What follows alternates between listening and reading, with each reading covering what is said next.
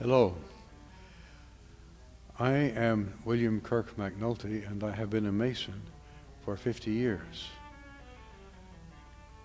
I'm very appreciative of the Grand Lodge of Indiana for asking me to participate in the worldwide exemplification of Freemasonry. They have asked me to talk about the philosophical background for Masonic symbolism. I have written 3 books on this subject, and I am pleased to condense them here for this presentation.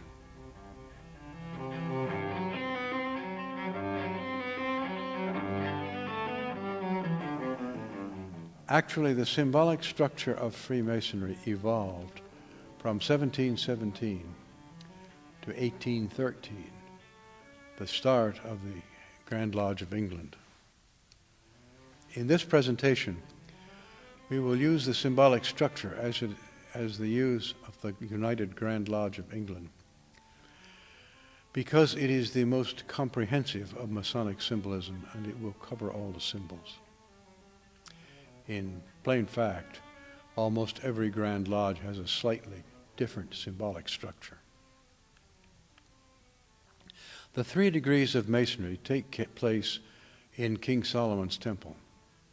The first degree takes place on the ground floor.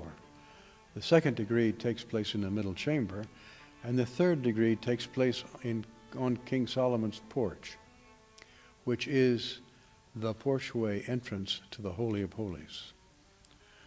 Why should such a collection of architectural sites imply any philosophical background? Well,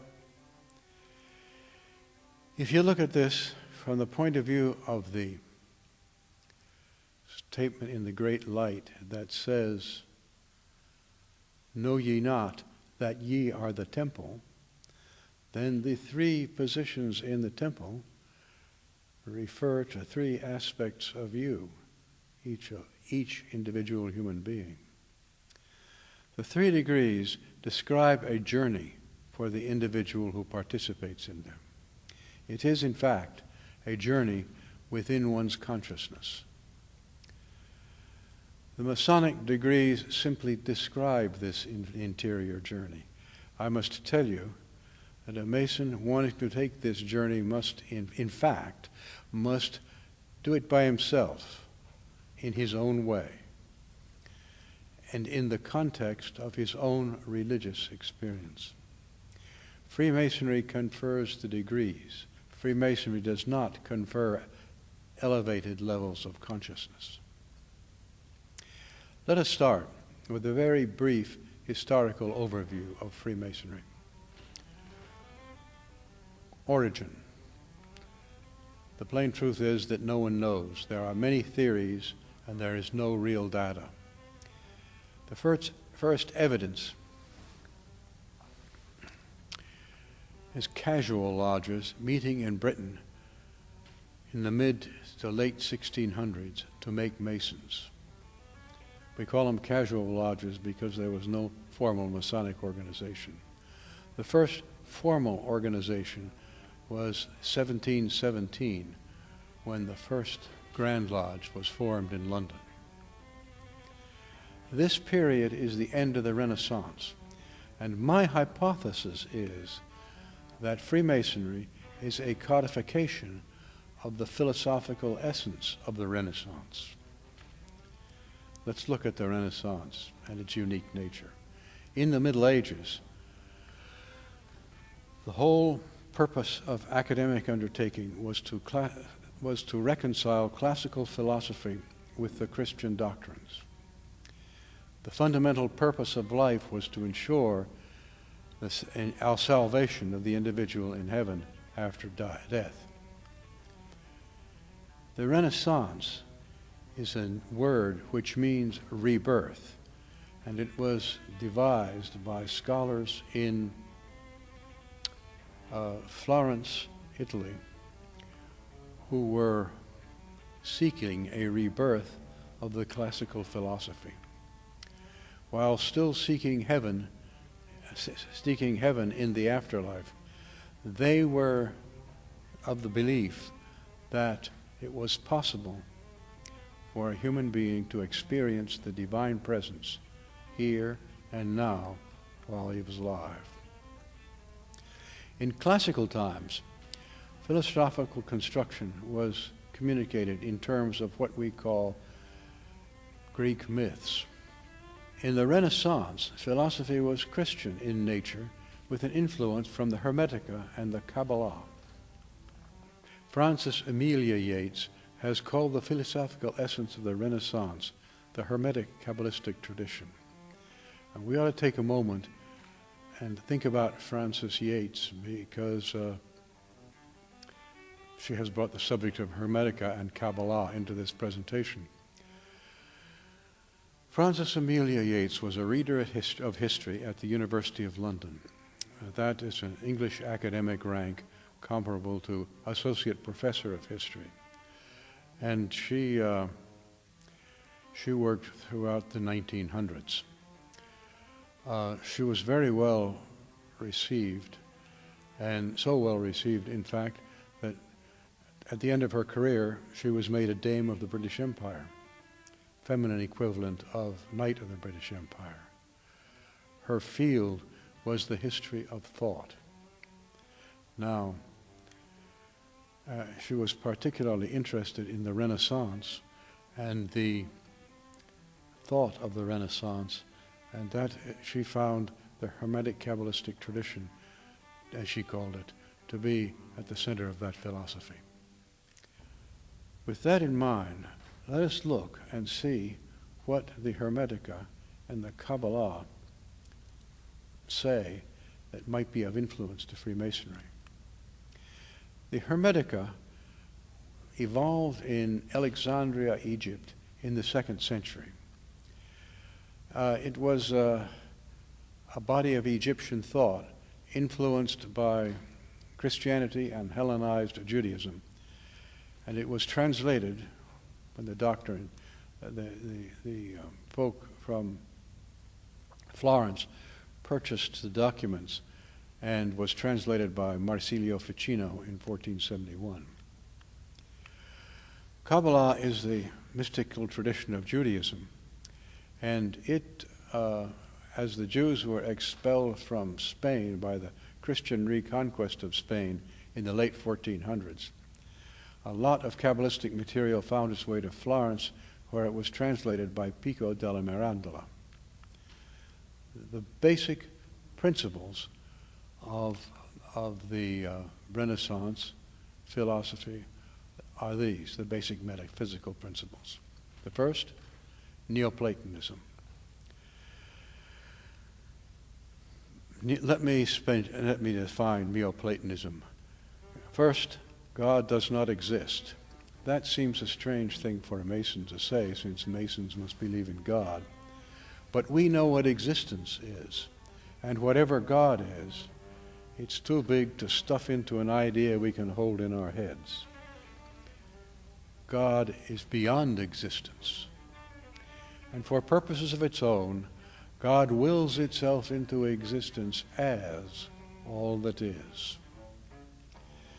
This is kind of useful because a creator is separate from his creation.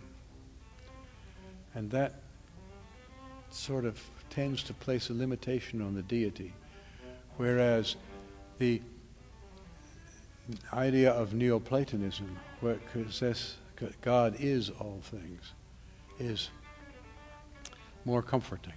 Here's a quote from the Hermetica. For God contains all things, and there is nothing that is not in God, and there is nothing which God is not. Nay, I would rather say not that God contains all things, but to speak the full truth, God is all things.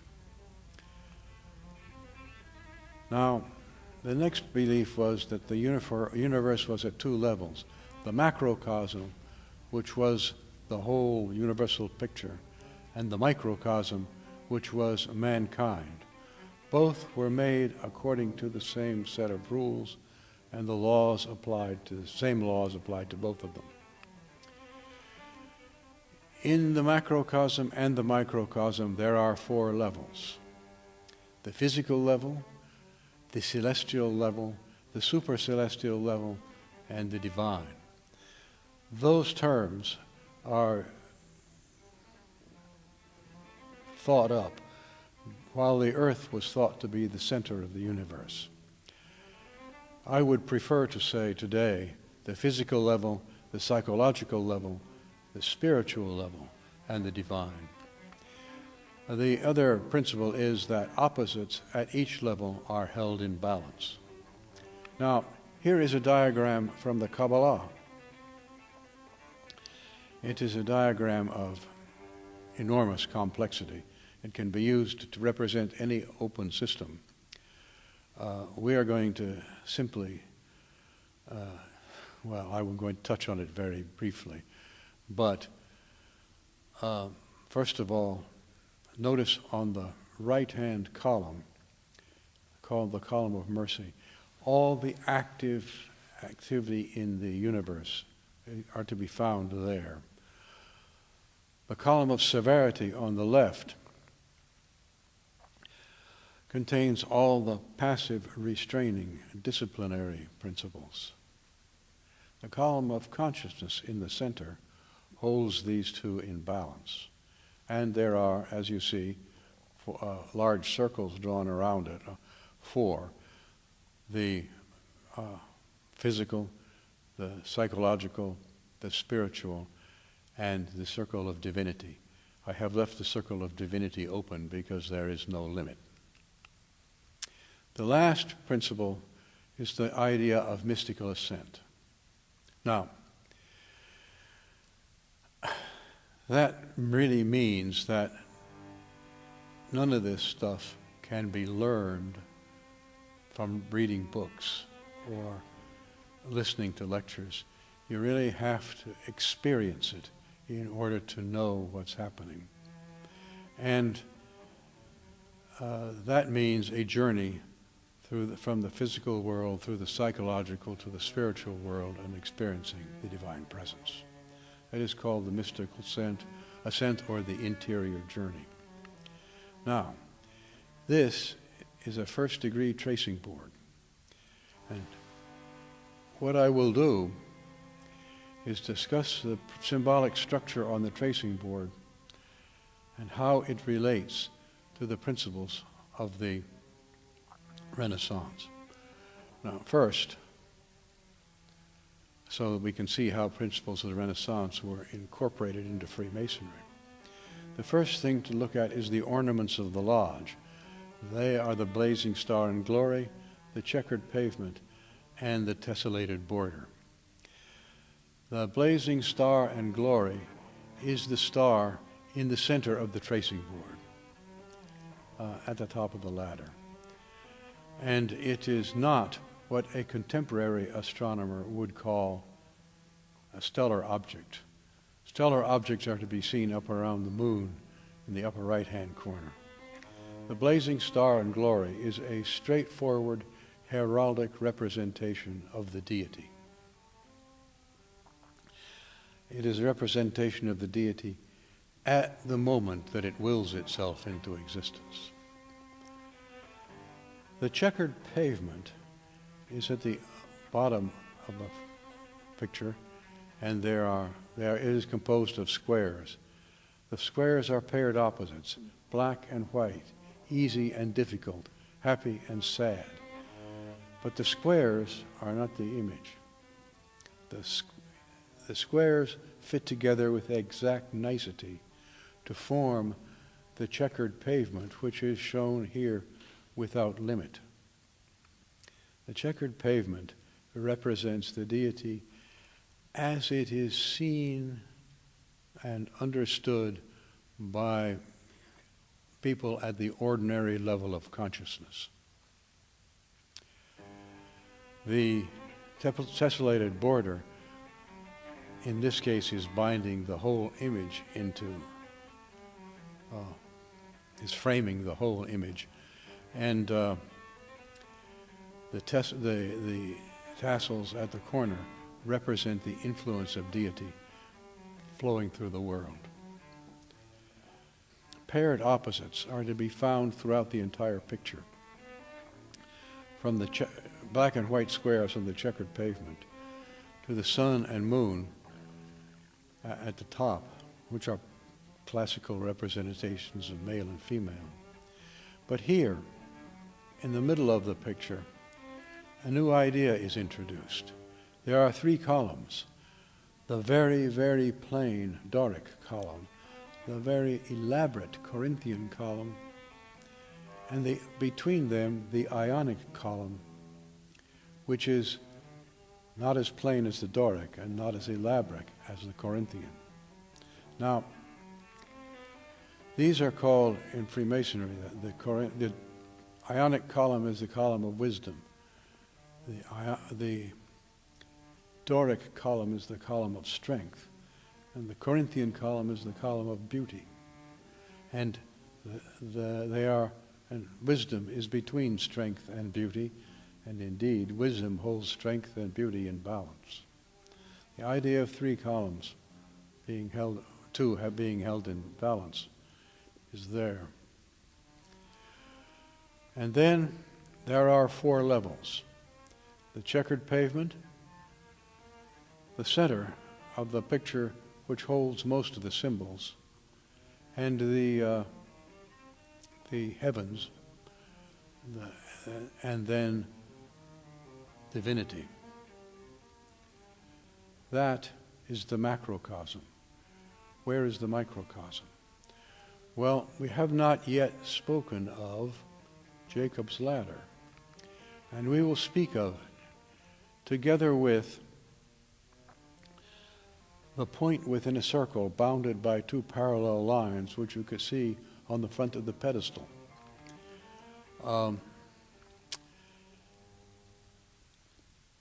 Let me show you another image here. This is the frontispiece for Masonic miscellanies, and it shows the same picture. The Jacob's ladder and the point within a circle bounded by two parallel lines are very frequently put together in Masonic symbolism. I think it's important that they be considered together. Now, the two parallel lines are considered to be paired opposites. They were originally considered to be the holy Saints John. The Baptists stay as midsummer, the Evangelists stay as midwinter, and if you read their activities in the Great Light, the Bible, they are quite different personalities. In England, as the symbolic structure was de-Christianized, they became Moses and Solomon. Moses the prophet and Solomon the lawgiver. Those are two opposite personalities. Between them is Jacob's ladder. And as we saw in the frontispiece of Masonic miscellanies, there are three steps on Jacob's ladder: faith, hope, and charity. Here, faith is represented by the hand pointing at the Bible on the pedestal, the anchor of hope halfway up the ladder, the chalice of charity, which is usually shown at the top of the ladder, is in fact now shown by this artist down at the bottom of the ladder, because charity takes place in the ordinary world. However, that is the third step, and the fourth step is divinity. Both the macrocosm and the microcosm are emerging from divinity. We have not spoken yet of the mystical ascent. Let us think about the mystical ascent in terms of this quotation from Emulation Working of the United Grand Lodge of England. This doctrine: did you ever travel? My forefathers did. Where did they travel? Due east and west. What was the object of their travels? They traveled east in search of instruction, and west to propagate the knowledge they had gained. Now, if we turn back to the drawing of the tracing board, think of someone standing in front of that pedestal. Now look at the border around the board and notice that the points of the compass, north is on the left-hand border, south is on the right-hand border, east is at the top, and west is at the bottom. If the man standing at the pedestal was going to travel east, he would be traveling up Jacob's ladder, which is the mystical ascent. As we have seen, the 3 degrees of Masonry take place within King Solomon's temple, and we are the temple. The 3 degrees of Masonry are in fact a model of the mystical ascent. The journey starts with the 1st degree on the ground floor of the temple. The first thing the candidate does is he leaves behind the things of this world. For many candidates, for many Masons watching, they won't have thought they did this thing. But if you think, what happens is when a candidate is prepared for the 1st degree, he divests himself of all minerals and metals. In the 1600s, early 1700s, when Masonry started, all money was in coins, and most gentlemen carried swords. So if you left behind all minerals and metals, you left behind the things of this world. The working tools of the 1st degree are tools of action. They are the gavel, the chisel, and the 24-inch gauge. The gavel is obviously an instrument of force. Chisel is described in the English Masonry as a symbol of education, and the 24-inch gauge refers not simply to the measurement of lengths, but also the measurement of time, referring to the 24 hours of the day. So you have a gavel of passion, a chisel of analysis, and the 24-inch gauge tells you how much of each and when. The cardinal virtues in Freemasonry provide you with a strong and stable life. They are prudence, temperance, fortitude, and justice. When you practice those virtues, you will find that you are developing a stable, well-respected life in the world.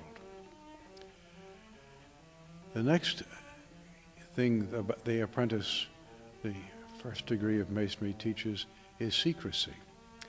Now I have to tell you that there are no Masonic secrets. There have been an abundance of apostate Masons, and everything which I am obligated to hold secret is available to the general public on anti-Masonic websites. And then the question is, why are we so obligated to secrecy? And the answer is, secrecy is necessary for the interior ascent, for the mystical ascent. In the interior journey, you learn many things about yourself. These are important personal things, and they are important. The principle is, do not share valuable personal information with those who cannot understand it. This is not a new idea. About 2,000 years ago, the most important teacher in the history of Western civilization, speaking in a different cultural idiom, said, "Neither cast ye your pearls before swine." The same principle. Do not share valuable material, personal material, with those who cannot understand it. That is the nature of secrecy. Practicing the lessons learned on the ground floor gives one a firm and stable situation in the world, and will give one a well-respected attitude in society. This leads the individual to the individuation of the self, as the term is known in Jungian psychology. When one then becomes an individual that lives his own life, an independent, freestanding, personally motivated individual. Having achieved that, one is ready to start climbing the ladder. That is the activity of the second degree. This is a picture of the second degree tracing board. It will seem strange when I say that this is in fact a detailed drawing of the first degree tracing board, but it is in fact a detailed drawing of the point within a line, a point within a circle bounded within two parallel lines, and below Jacob's ladder. This is a picture of the temple, and you are the temple, so of course it's a picture of you. This is the door of the temple, and there are two columns here. These columns are two opposite verticals. They are verticals because columns are, and they are opposites because they are topped by the celestial and terrestrial spheres. They're also said to have been cast in brass and be hollow, to be the archives of masonry. If they are the archives of masonry and you are the temple, then they are in fact you're the memory of the individual pictured here. Between them is the winding staircase, which has replaced Jacob's ladder. And there are 4 levels: the ground floor, the middle chamber, this balcony toward the top of the picture, and the picture of the sun is certainly a representation of the deity, because the sun never shines inside buildings. So there we are looking at a representation of us about to climb the winding stairs, and the stairs are guarded at the bottom by the junior warden. By the river outside, there is an ear of corn by a fall of water. The first thing you noticed is that the ear of corn says this is a natural process. This climbing of the ladder is a natural process. The second thing is the junior warden, the self, guards the bottom of the stairs. You cannot climb these stairs without first having experienced the individuation of the self. The junior warden asks for a password. Now this password has a very complicated story involved with it, and I shall not mention the story because I don't want to reveal the password, but it does teach 2 things. The first is,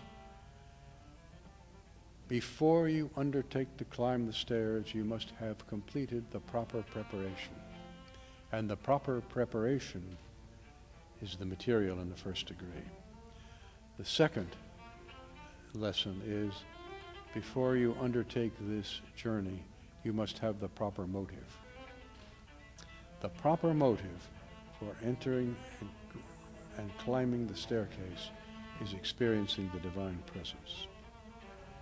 And the password clue gives us that clue. Climbing the stairs is a journey in consciousness.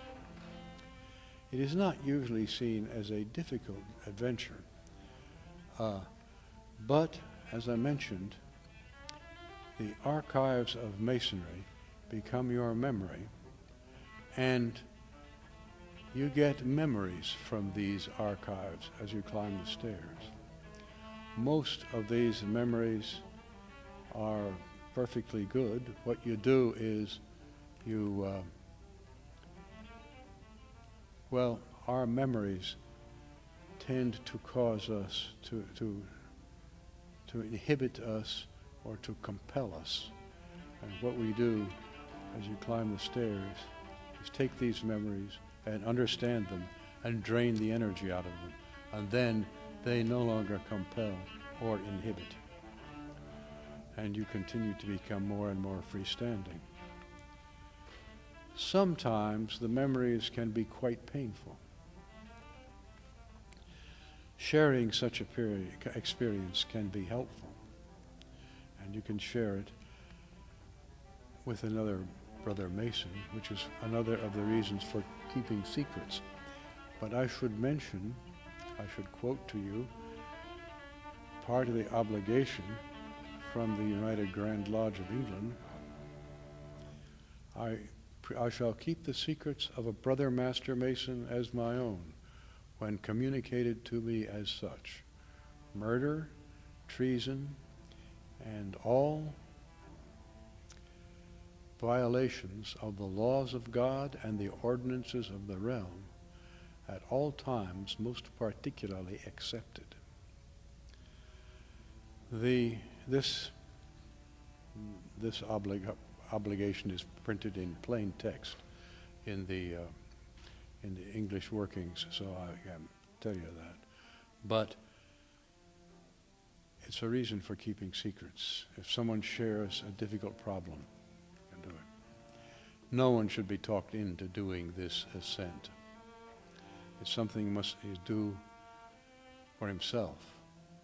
He should not be talked into it, and that's a reason why individuals must ask to be made a Mason. The middle chamber is a symbol of one's soul. At least that is my view of the symbolic structure.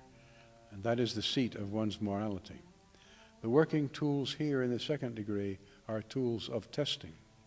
The plumb rule, the level, and the square. Each of these test against an absolute criterion. Vertical, level, and square. Two of them are opposite, and the third defines the relationship between the two. That sounds pretty much like a definition of a system of morality. And in fact, I think the plumb rule, the vertical line, defines all the things which you may do, the things for which you have license to do. The level describes all the disciplines and restraints which you apply upon yourself. And the square describes the relationship between these two, which, again, is a device which keeps two opposites in balance. The history says that the operative Masonic lodges contained perfect ashlars, that is to say, stones that were square and ready to be installed in the building. And there was always one in the lodge for the experienced craftsman to try his tools on. Now it seems to me, in the operative days, the square, the level, and the plumb rule were made of wood. And as they were used on stones, they got abraded. And the perfect ashlar was used to recalibrate them. That makes the perfect ashlar sound to me like one's conscience. We are told that the fellow craft masons went to the middle chamber to receive their wages. Their wages were appropriate and fair, and every brother was entitled to what is received. This is a good thing, but it is also a basis for individual freedom. The middle chamber is a place of contemplation. What is it that you contemplate? I suggest that one contemplates the letter G, which is displayed in every second degree lodge. What does the letter G symbolize? This is a question. The ritual says it symbolizes geometry, the regular progression of science, from a point to a line, from a line to a superficie, from a superfice to a solid. I suggest that the regular progression of science refers to Neoplatonism. Let's look at the early references to the regular progression of science. The earliest quote I could find was from 1726. It says, "A foundation laid in virtue by the strictest geometrical rules is a point of such moment that each line describes its strength and stability, and a mason must have a very superficial and far from solid judgment who can doubt that its duration to the end of all things." Well, it doesn't tell us much, but the fact that it's 1726 suggests that the letter G is a very early symbol. The letter G was discussed next in 1730 by Samuel Pritchard, who wrote Masonry Dissected, which was an anti-Masonic publication. The next reference was 1730-31 by an anonymous author of The Defense of Masonry. This is a photocopy of an actual page from The Defense of Masonry. It doesn't say much. It simply says that point line superfice solid and was considered to be very important. But the interesting thing is the marginal note, which says, "Vide Proclus in Euclid." See Proclus in Euclid. Now, we all know who Euclid was, the father of geometry. Proclus was a Greek philosopher who was a serious Neoplatonist.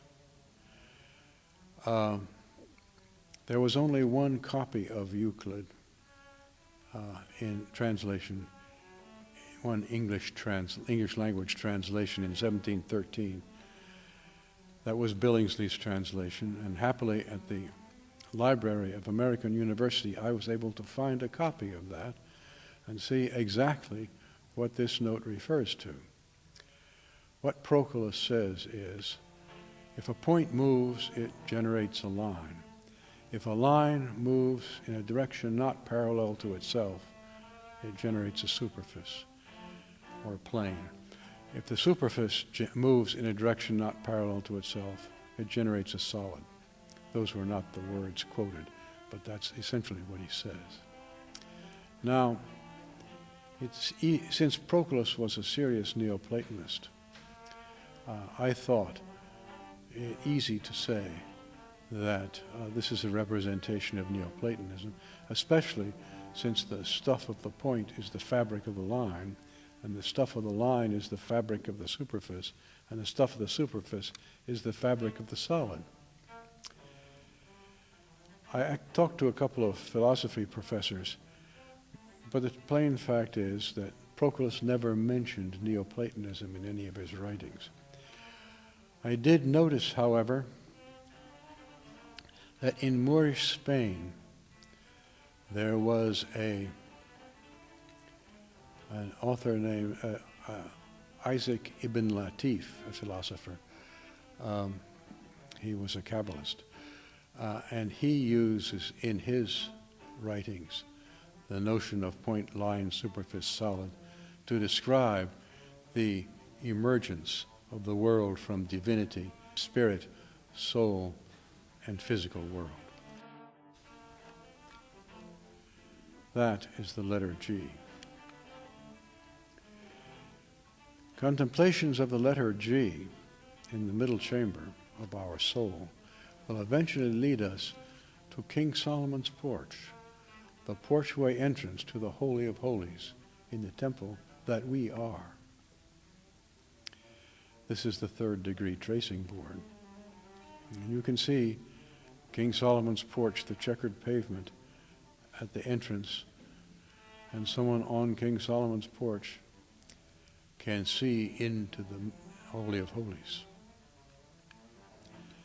The Holy of Holies is the place in the temple where the deity resides. each Master Mason has been a ritual representation of this place, wearing the jewel of the Junior Warden. There is, however, a problem with this. We are operating at the level of the self. Now the deity is without limit. The self cannot become aware of the deity and continue to exist. The self dies. This is my understanding of the death in the third degree. Here's a quote from Walter Leslie Wilmshurst, a remarkably competent English Mason, who said, "Hence, the third degree is that of mystical death, of which bodily death is taken as figurative. In all the mystery systems of the past will be found this degree of mystical death as an outstanding and essential feature prior to the final stage of perfection and regeneration. Now, through the mystical death, one's self is raised to a level of a higher level of consciousness, which I understand to be the spirit. And from that level of consciousness, the level of the spirit, one can experience the divine presence. The spirit is a level of creativity. The working tools of the Master Mason are tools of creativity. The pencil, the skirt, and the compasses. I see the pencil as wisdom, the skirt as understanding, which constrains wisdom, and the compasses, an instrument of proportion that holds them in balance. Here, on this third degree tracing board, across the top, one can see the three working tools of the Master Mason. Having reached this level, one travels west to spread the brotherly love and wisdom and to propagate the knowledge that he has gained. In this way, the third degree describes the achievement of the goal held by the Renaissance philosophers, the experience of the divine presence. The interior journey can take many, many years. By doing it, one learns a great deal about oneself. One learns that the Lord is in his holy temple, and you are the temple. When you know that, you know enough.